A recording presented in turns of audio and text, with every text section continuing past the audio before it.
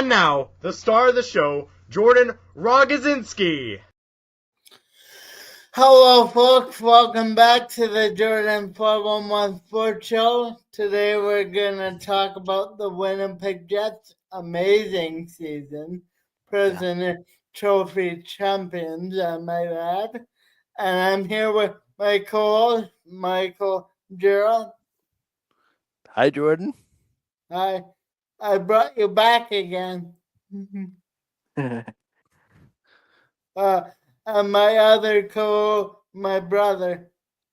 Hello, everyone. Hello. Hello. Nice to be back. Yeah. So let's start with just general thoughts. I'm pretty amazed about the consistency of the team. What one or two things that really stuck out to you this year? You want to start with that, Jeremy? Yeah, I can.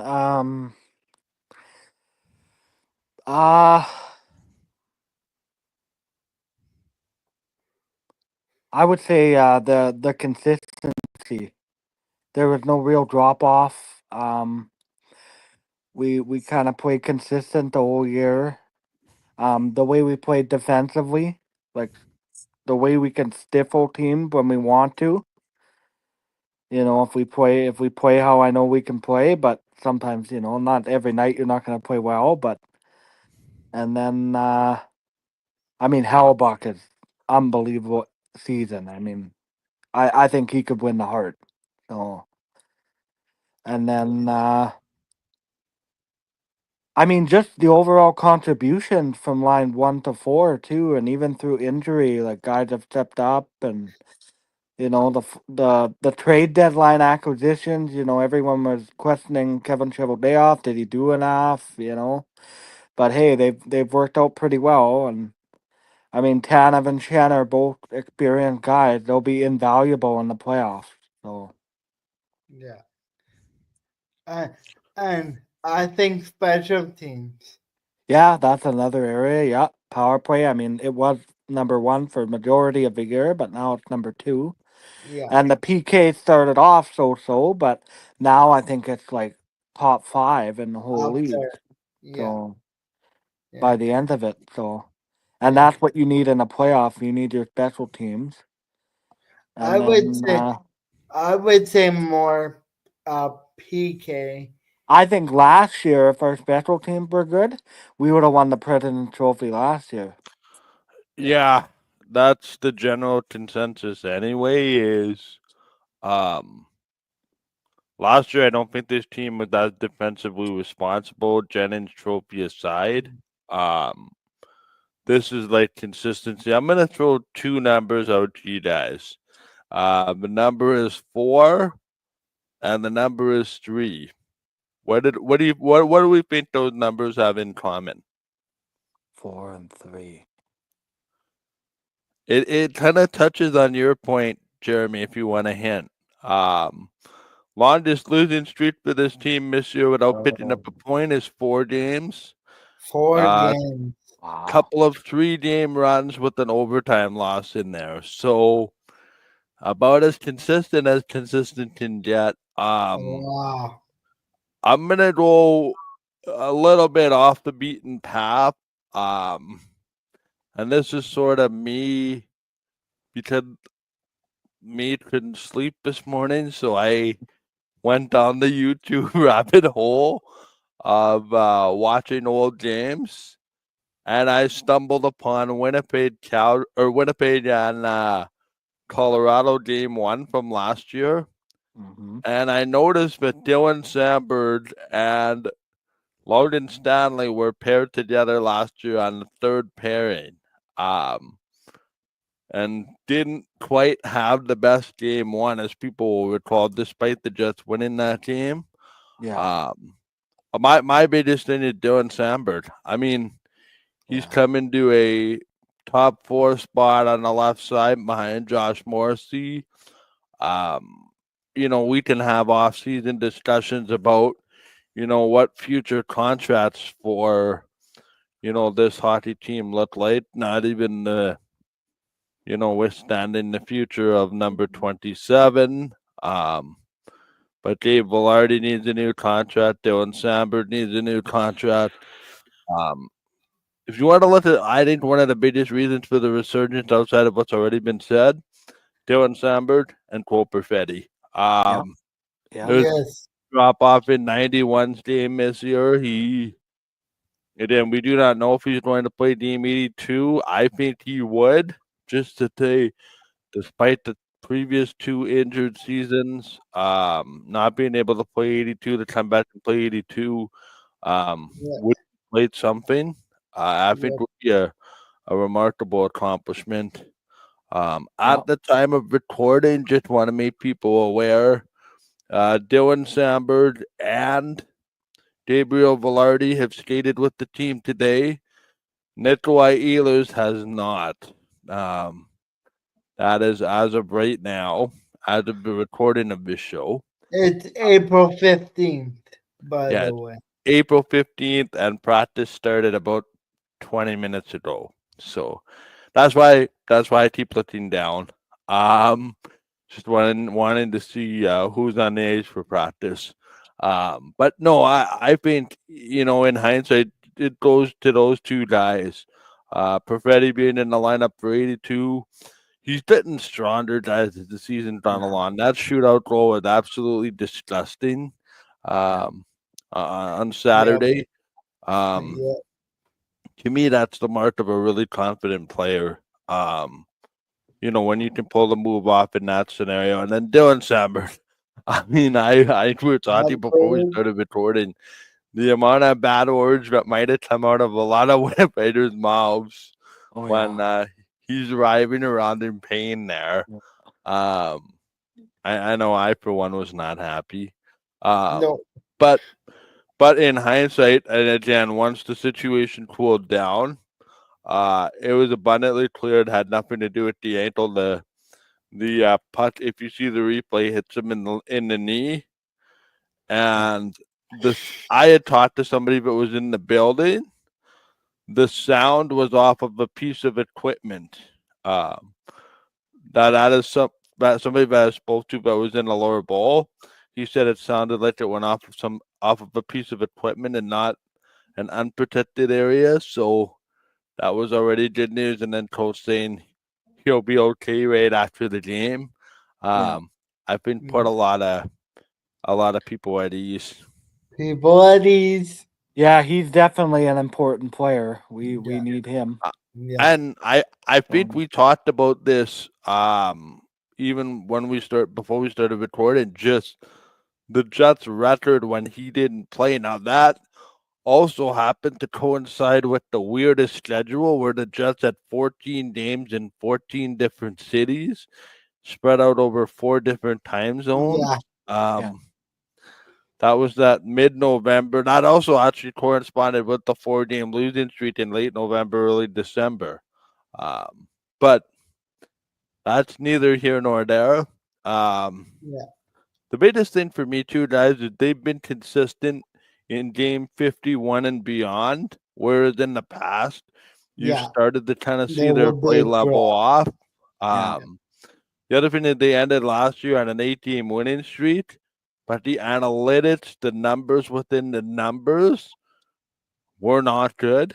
This team's analytics are constantly in the top 5 this year.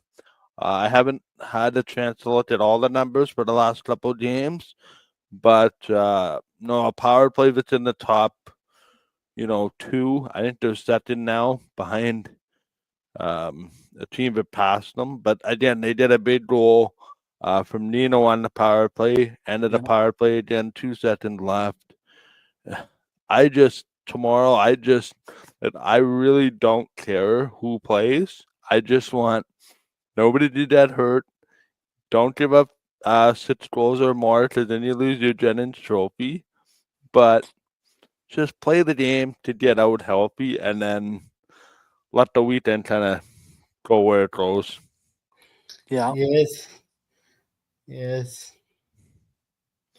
How do you guys think Luke Shen's been playing? I think he's been really good. He's been physical. He's been hitting guys, blocking shots.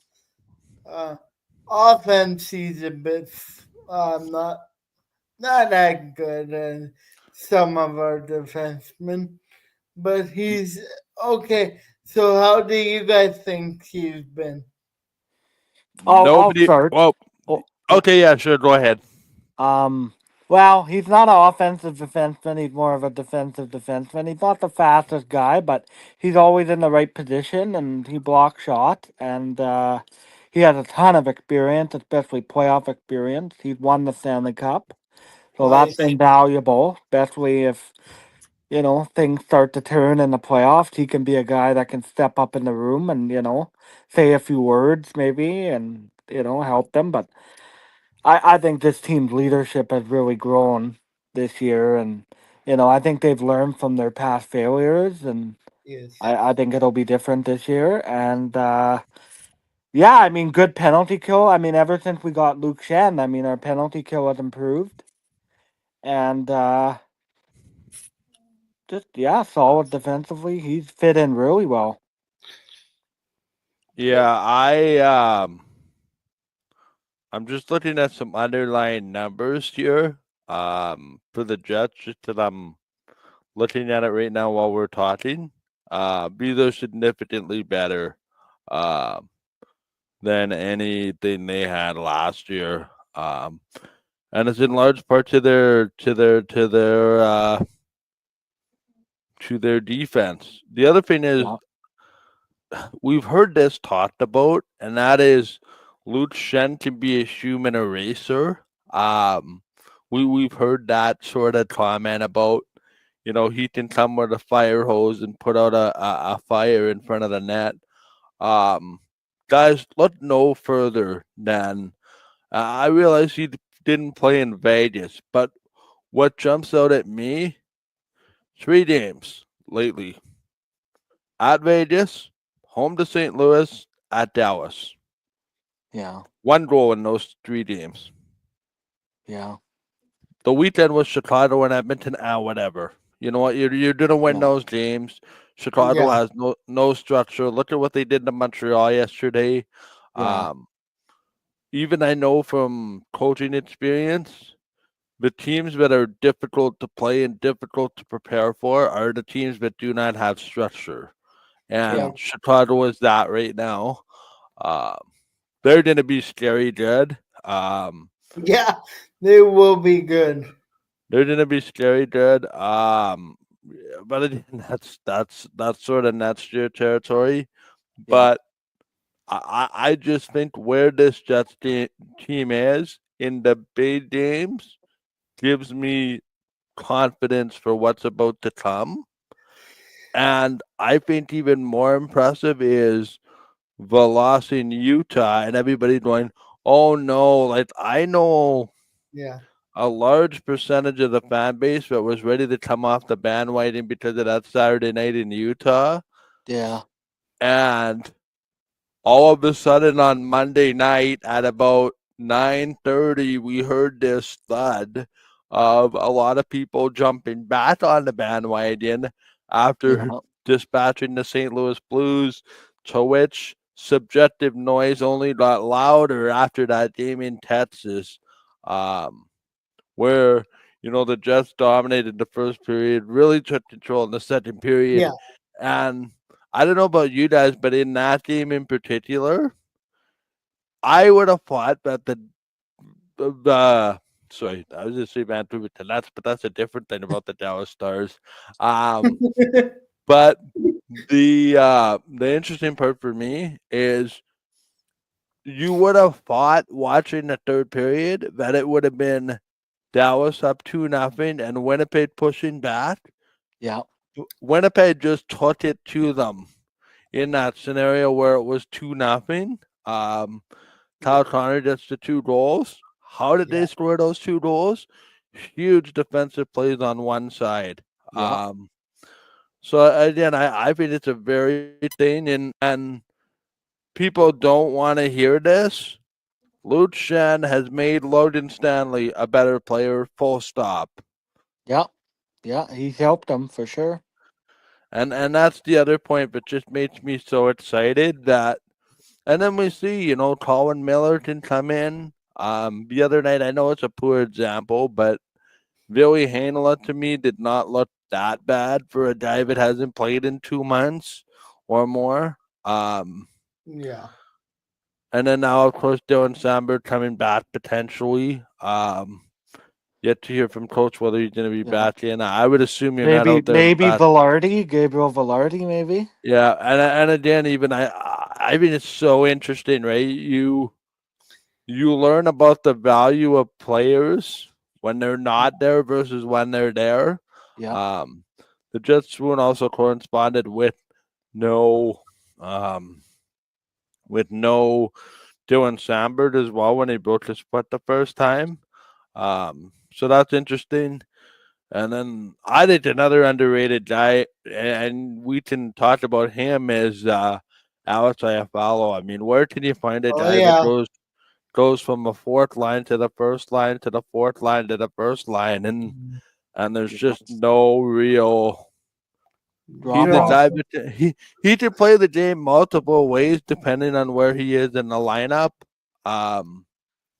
So it's just very interesting to me that way. Yep. Yep. And I would be kind of dismissing Morgan Barron. He's been a superstar lately. Yeah. He's been a beast. That move he did in Dallas to get around the defender, he looked like Connor McDavid. Wow.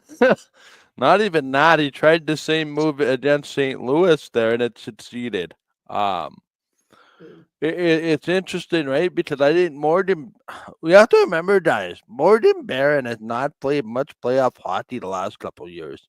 He was a scratch in and out of the lineup 2 years ago. He hurt himself on that painted glass with 2 games left. Last year, didn't play in any of the playoff games. Now, since the trade deadline, they've moved him to center to get Iafallo and Tanev in the lineup. And even then, like, we're forgetting about like Jared Addison Dolan. Yeah. And Yeah. I had somebody telling me, who shall remain nameless, because he watches my show all the time. But he'll know who I'm talking about. He messages me after game 1.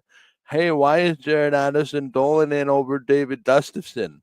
And my initial reaction, not to this person, but to somebody else, was, did you watch the hockey game? He hit everything that moved. And then Brendan Tanev is like, he can block shots, and it's like he'd be left for dead, for lack of a better term. And then get you up think and he's do hurt, it and then he pops up like a jack in the box. He has one speed, and it is go. turbo aviator. Yeah. No disregard for Yeah. his own personal safety. Like, Yeah.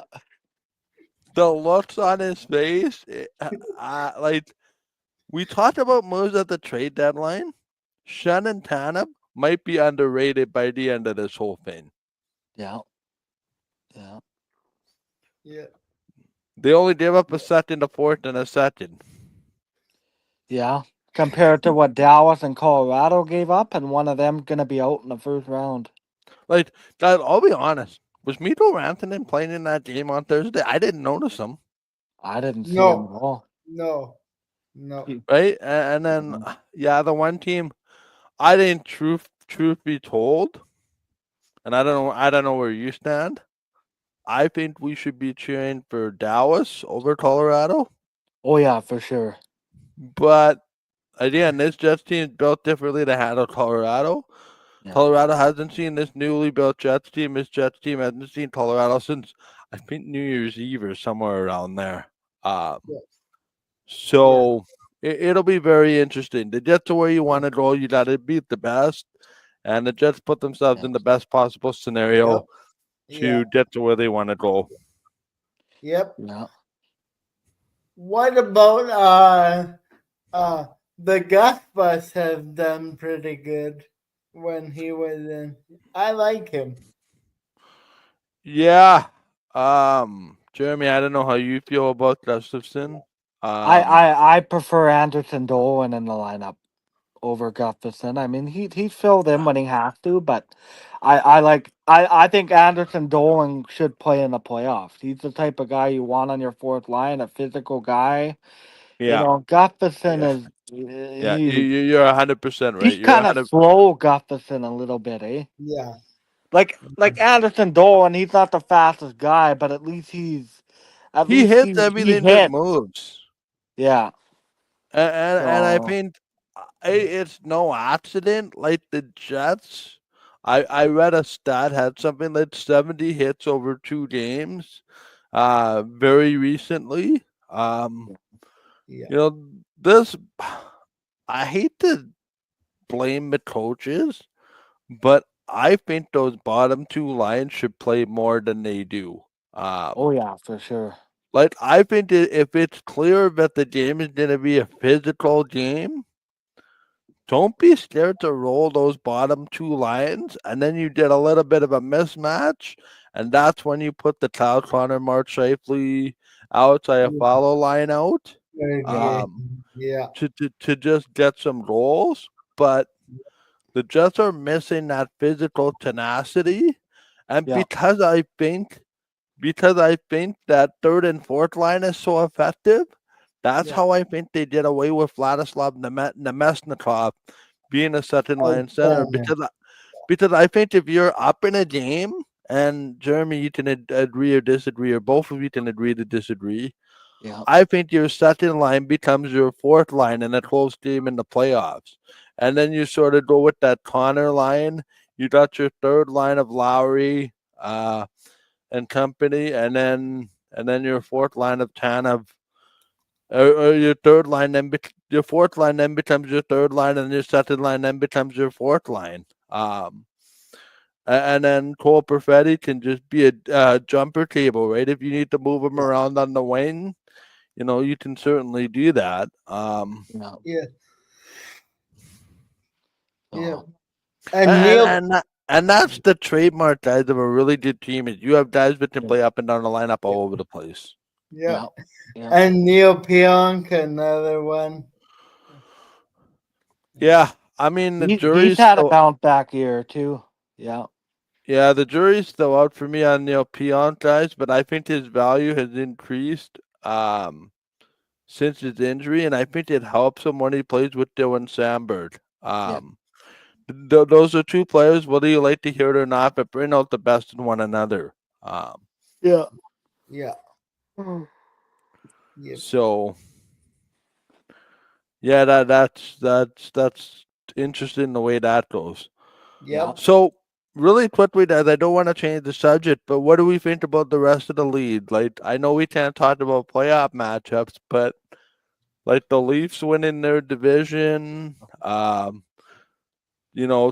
Florida again. Like, I Yeah. know we're not here to talk about a playoff preview, but I cannot think about a more exciting first round when you think about, potential of Jets, Minnesota, potential of Battle of Ontario, potential of Battle of Florida. Yeah. Um, and Yeah. then Edmonton, LA seems to have taken a bit of a different Yeah. turn for the first time in 4 years, Dallas, finally. Colorado. There's a lot of good first round matchups that Yep. Yeah. I think make the first round exactly what it is. Some of the most riveting hockey all playoffs. Oh yeah, for sure. Yeah. Yep. Yep. Yeah, it'll be interesting how it all goes. Yeah. So Who do you want? I think Toronto winning their division is big for them, but I Yep. mean Ottawa, you never know, right? Those wild card teams are tricky too. You just never know with Oh, them. I'll pose the question to you guys, the same one that I posed to Rick on our show yesterday. Assuming that Washington, Winnipeg, Toronto, Vegas? and Vegas are your division winners, which one of those four is in the most danger to lose in the first round? Hey. Oh, Hey.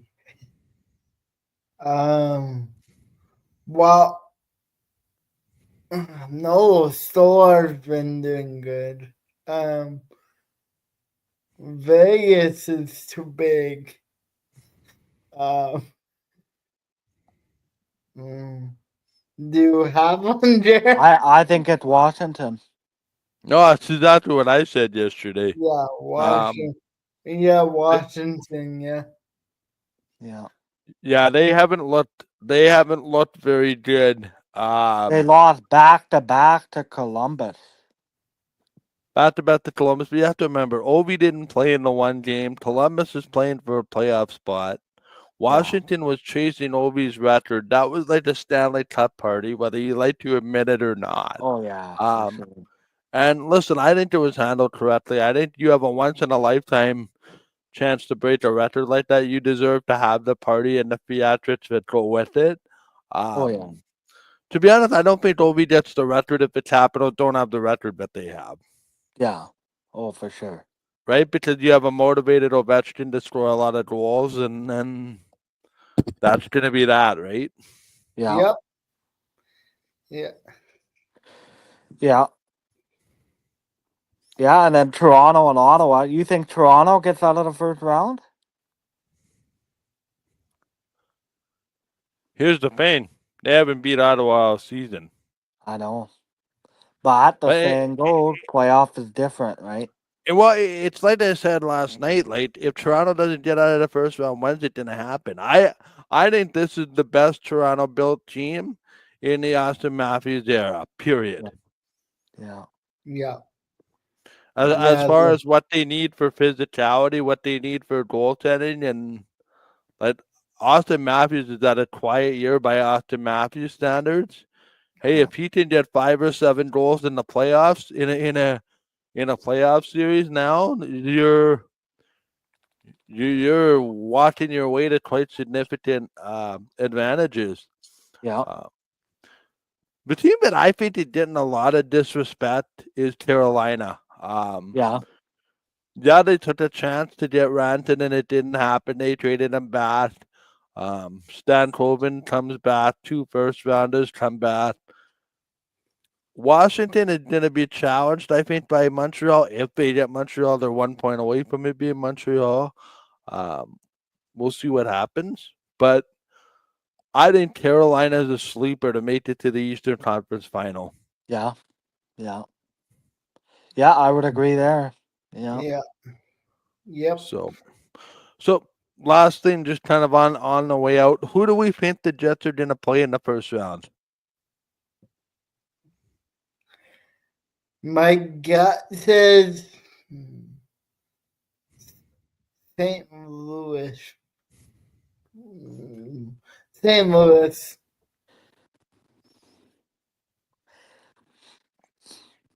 Jeremy? Mm.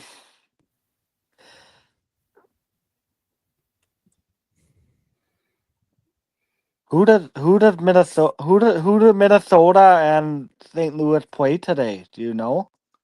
Yeah, St. Louis plays Utah after Utah won yesterday. Interesting, but Utah did not play Karel Namelta yesterday. So he's gonna play today. That boy haunts me. So just give me 1 second here. I'm gonna pull something up. And Yeah, I want to St. know. Louis. And I want to know Calgary too, like their schedule. Yeah, so Calgary plays Vegas tonight, this being Tuesday. Then they have a makeup game in LA for it was supposed to be played during the forest fires. They're gonna play that on Thursday. Oh, tonight they play Vegas at home, or Yeah, Vegas is and they're sitting a whole resting. bunch of people. Yeah. And LA probably will be too on Thursday.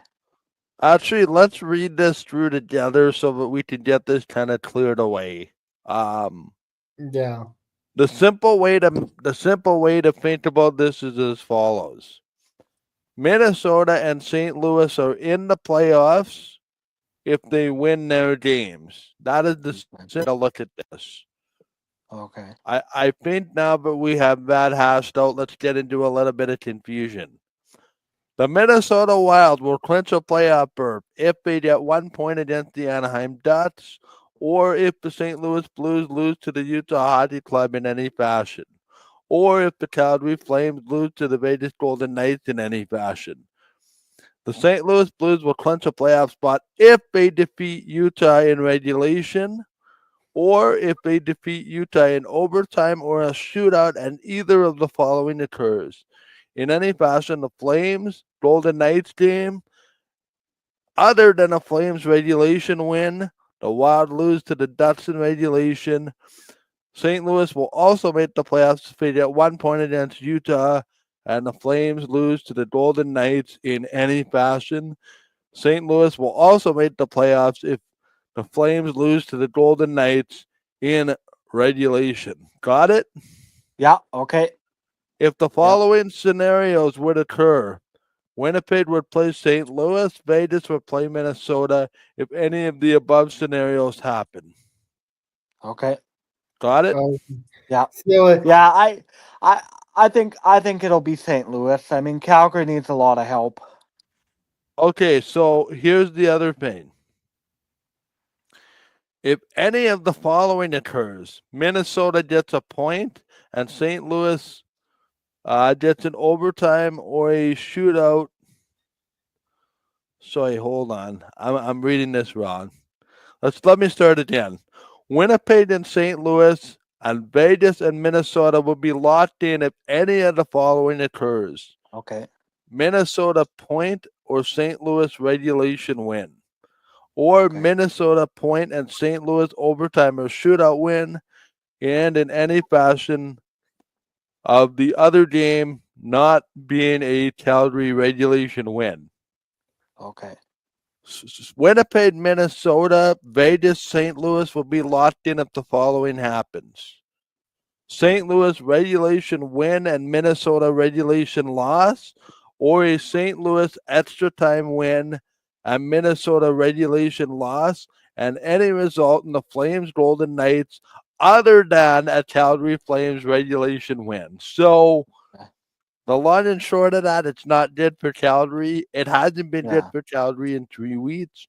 Spoiler alert, I think Game 82 will mean something for the Calgary Flames because I don't see both Minnesota and St. Louis winning tonight.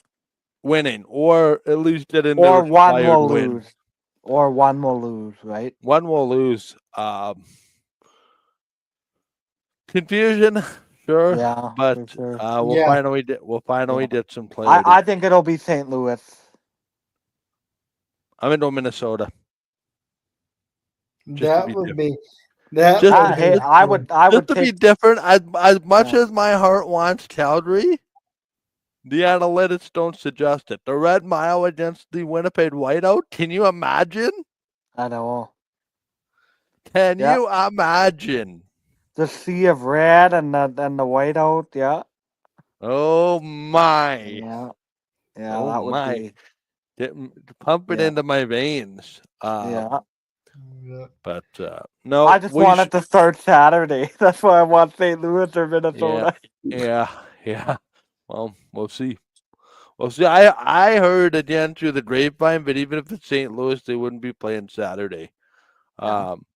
Just because St. Louis has 2 concerts next weekend in their building that can't be moved. So this person I talked to wouldn't even discount a Monday start between the Jets and St. Louis, just to cut out some of the rest days between game 3 and 4. So, okay.